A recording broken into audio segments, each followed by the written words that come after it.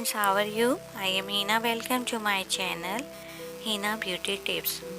Friends, आज की video मेरी बालों से मुताल्लिक है। रूखे, खुश्क, बेरौनक, सूखे, फीके बालों से मुताल्लिक है। सर्दियों में हमारे बाल बहुत ज़्यादा ख़राब हो जाते हैं, रूखे, सूखे और बेरौनक हो जाते हैं। इसके लिए मैं आसान और सादा सी होममेड रेमेडी लेकर आई हूँ। फ्रेंड्स, आपको करना यही कि आप कोई सा भी ऑयल जो कि आप अपने बालों पे लगाते हैं, उस ऑयल को ले लीजिए।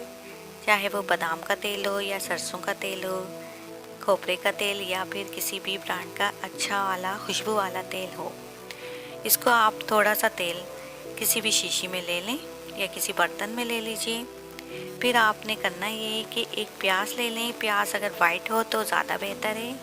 उसको बारीक क्रैश करने के बाद उसका जूस मलमल के कपड़े से निकाल लीजिए या छलनी से निकाल लीजिए। उस जूस को उस तेल के अंदर आपने ऐड कर देना है। फिर ऐड करने के बाद अच्छे से मिक्स करना है। आपने रोज़ाना 2 से 3 दिन छोड़ने के बाद इस तेल को लगाना है और सुबह अपने बाल आपने धो लेने हैं।